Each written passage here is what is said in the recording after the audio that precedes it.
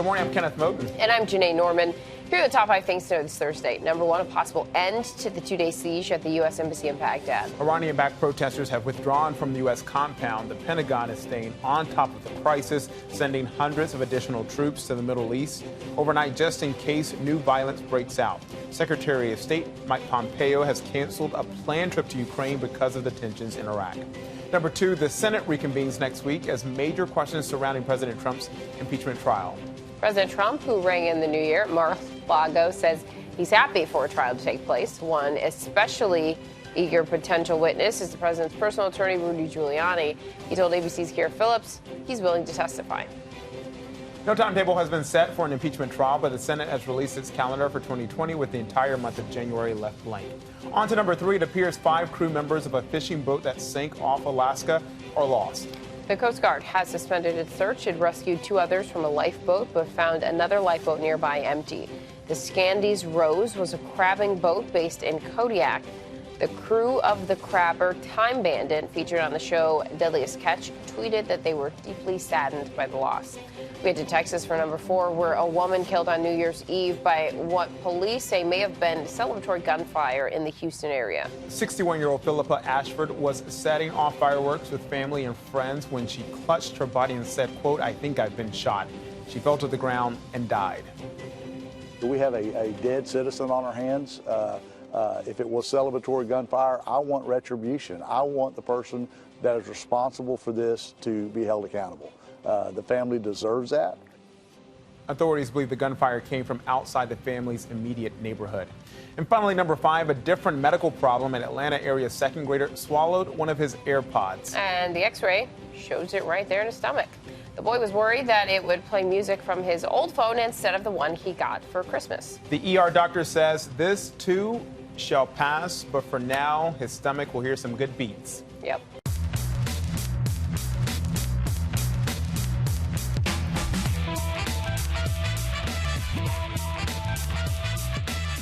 Happy New Year! Woo! The first show of It's Morning America of the new year of 2020. It's 2020. Oh, you didn't get to do your Barbara Walters 2020 impression yesterday that we all did. Everyone was doing it, the entire country. I saw.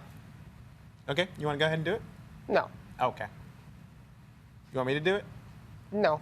Okay. But Happy New Year. All right, let's get to that big story. What appears to be the end of a 2-day siege at the U.S. Embassy in Baghdad. Iranian-backed protesters have withdrawn from the U.S. compound. The Pentagon is staying on top of the crisis, sending hundreds of additional troops to the Middle East overnight just in case new violence breaks out. Let's bring in ABC's Inez de la Cortara from Washington with the details. Good morning, Inez. Good morning, Janae and Kenneth. Things have calmed down for now, but the situation remains volatile and the U.S. Embassy remains on lockdown, saying in a statement that all public operations have been suspended. Overnight, hundreds of additional troops deploying to the Middle East. More than 700 soldiers from the 82nd Airborne Division in Fort Bragg, North Carolina, making final preparations and boarding a plane. They're pretty motivated, and they want to get out there and find out exactly what we're doing so we can make it happen. Heading to Iraq and bracing for a possible 3rd straight day of clashes outside the U.S. Embassy in Baghdad. I'm just, preparing for the worst, hoping for the best. More than 100 Marines have already been sent in. On Wednesday, they fired tear gas to disperse the crowd after the roof of a reception area was ignited. Protesters eventually forced to withdraw. It was the 2nd day of a siege that began after weekend airstrikes by the U.S. reportedly killed 25 members of a militia group backed by Iran. Those U.S. airstrikes coming in retaliation for an attack by that militia group that killed a U.S. contractor. The president holding Iran directly responsible for the chaos and threatening payback.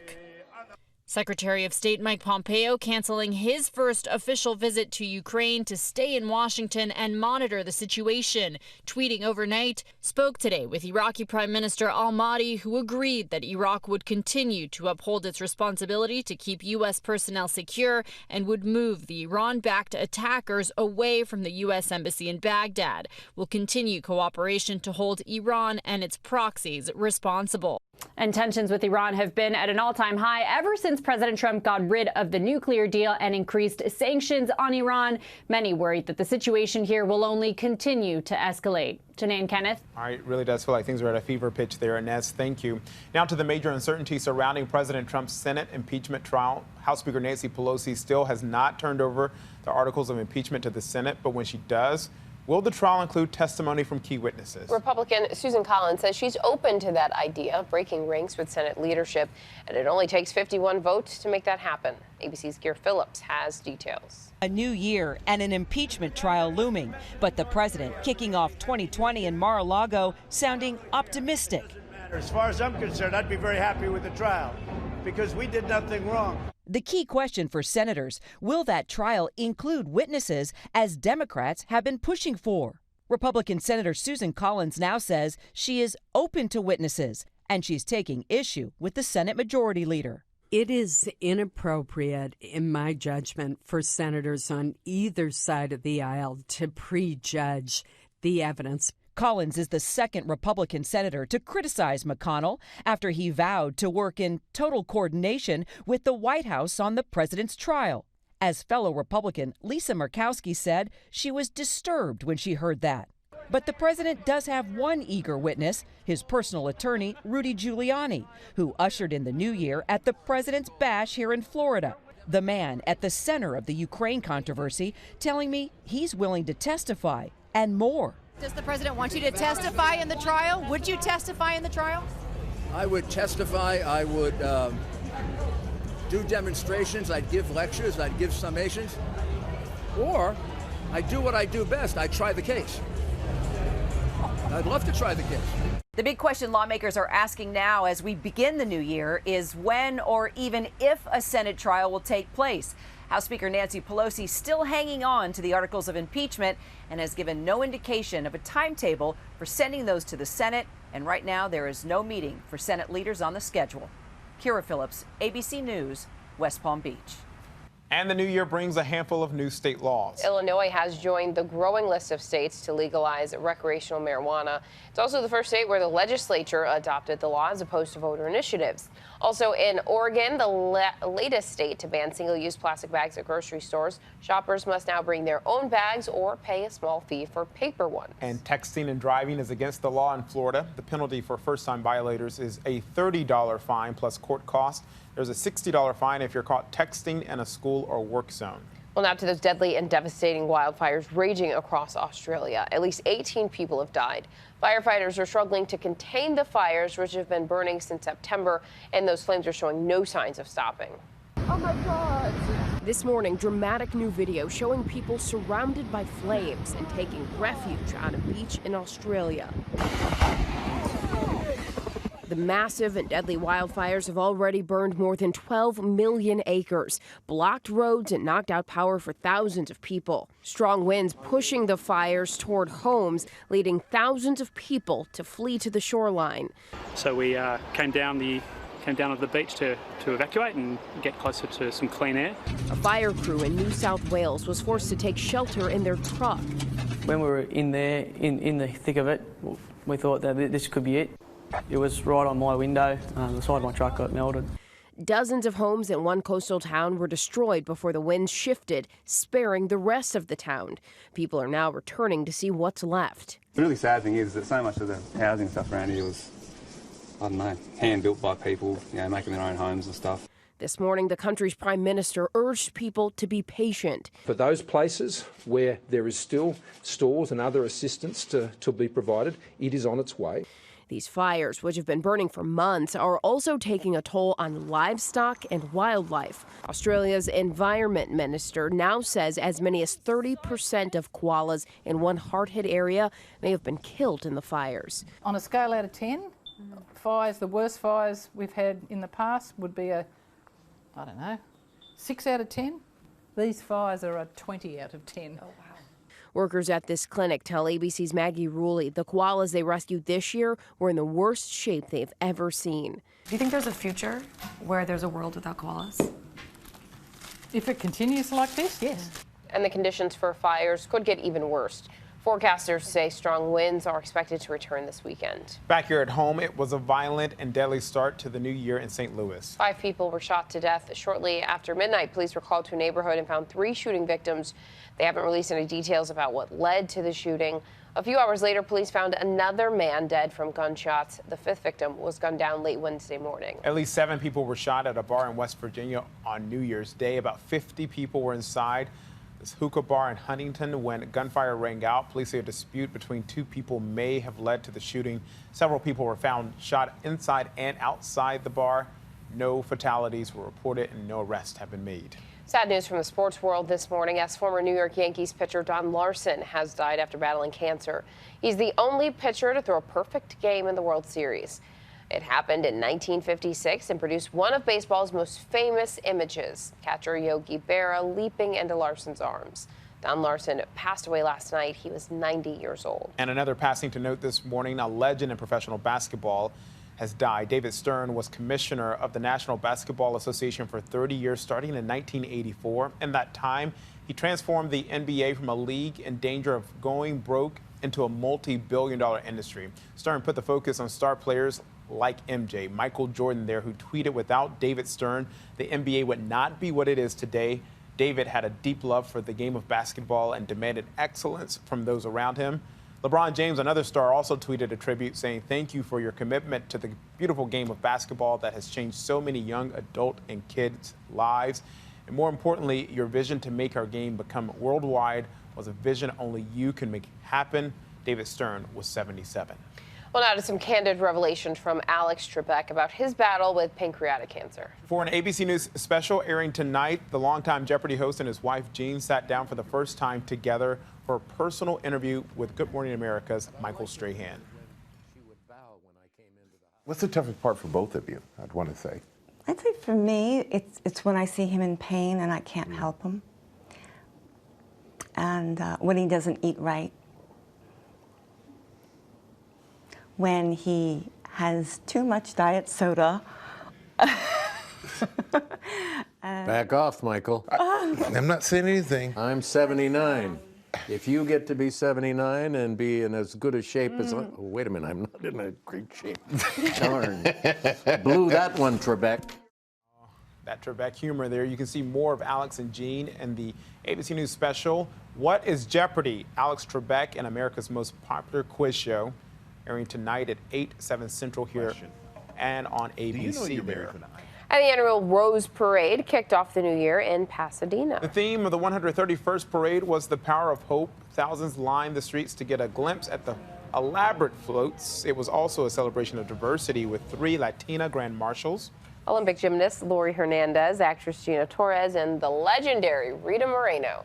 The EGOT winner, 88 years young, having a bunch of fun there. Los Lobos performed La Bamba from atop a float. Sounds like a lot of fun. Yeah. Coming up, the surprise left for a waitress that she says will change her family's life. But first, the Pope apologizing for losing his patience after slapping a woman's hand. What he's saying about this moment, caught on camera, after this. We're back with Hong Kong ushering in 2020 the same way it ended in 2019, with chaos in the streets. Hundreds of thousands were out and forced for the annual New Year's Day protest. People attacked ATMs and threw Molotov cocktails. Police used pepper spray, tear gas, and a water cannon to control the massive crowds. 400 people were arrested for unlawful assembly and carrying offensive weapons. Also overseas, Israel's embattled prime minister has requested immunity from prosecution for corruption cases. Benjamin Netanyahu made the official request to parliament late Wednesday night. Netanyahu was indicted back in November on charges of accepting bribes, fraud, and breach of trust. He's dismissed the charges as an attempted coup led by the left and the media. The move will likely delay a trial until after the March elections. Now to the Pope slap scene around the world. Pope Francis addressed the faithful gathered in St. Peter's Square in Vatican City for his usual New Year's Day remarks. But this year, the address included an apology for slapping away the hand of a woman. That exchange was caught on camera, quickly went viral. Here's ABC's Adrian Banker. Pope Francis is apologizing hours after slapping a woman's hand to free himself from her grip. This video seen by millions. The pontiff greeting the faithful after a prayer service in St. Peter's Square on New Year's Eve, smiling and shaking hands. Suddenly, a woman grabs the 83-year-old and yanks him towards her. Visibly stunned, he slaps her hand away. The Pope admitted, "At times we lose our patience. Me too, and I apologize for the bad example I gave yesterday." Earlier at the first Mass of the New Year, the pontiff told worshippers, "Women are sources of life, and every form of violence inflicted upon a woman is a blasphemy against God." Pope Francis is known for being very approachable and greets and shakes the hands of hundreds of people during papal visits. Some are questioning why the Pope's security team didn't step in to assist. The Vatican has not commented. Adrienne Bankert, ABC News, New York. You got to keep your hands to yourself. 100%. I don't think the Pope should apologize. I understand why he did. Right, but I mean, Got to lead by example. he was protecting his personal space. That I was wasn't looking at the fun.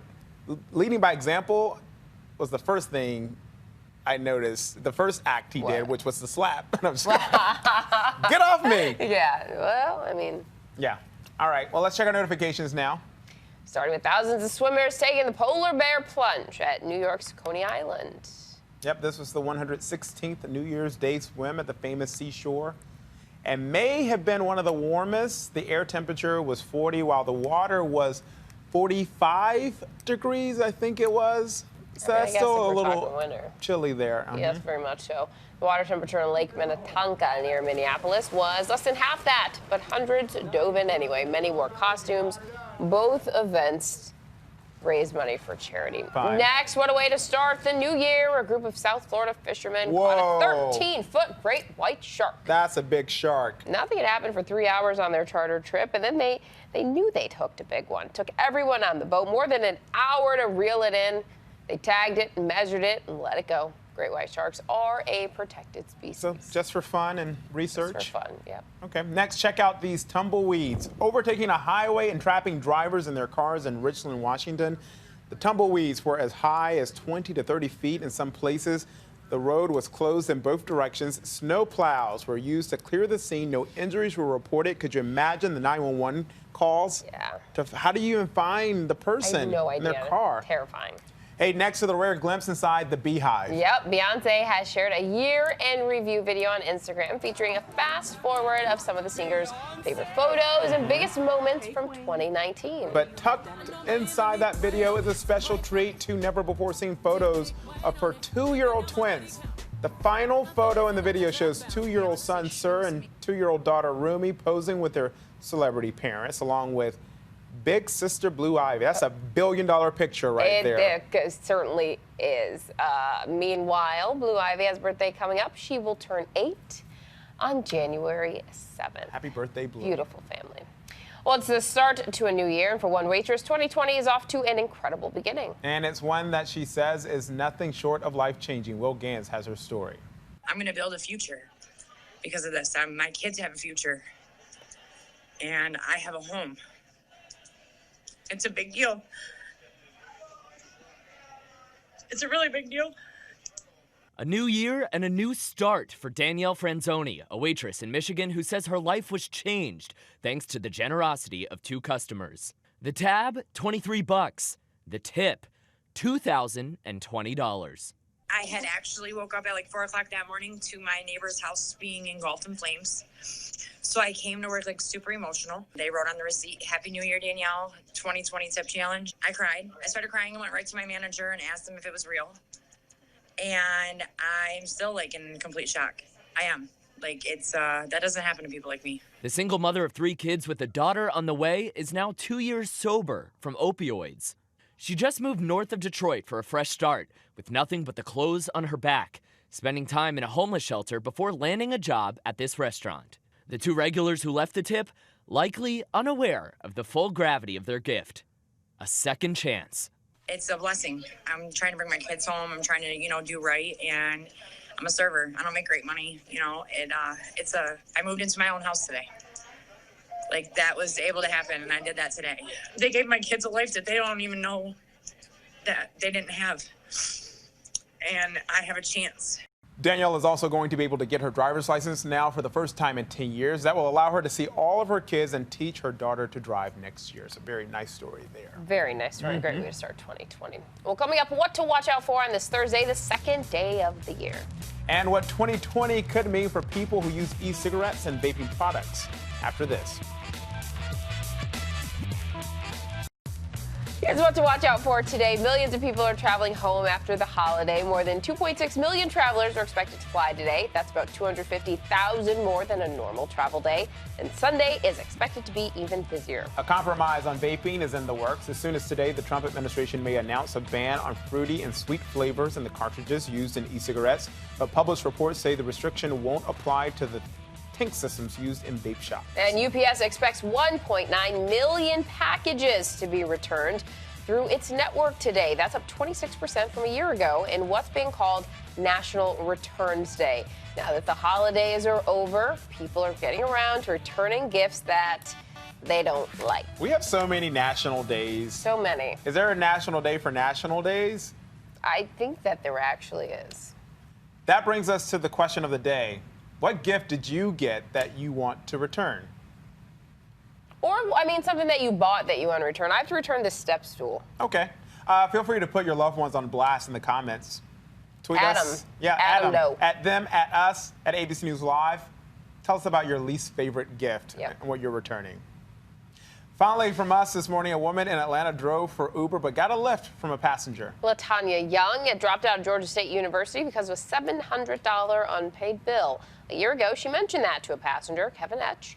He gave her a $150 tip, but before she could apply that to her college balance, she got a text. The debt was paid off by Etch. Fast forward a year now, she now has her associate's degree in criminal justice, and that man who helped her out attended her graduation.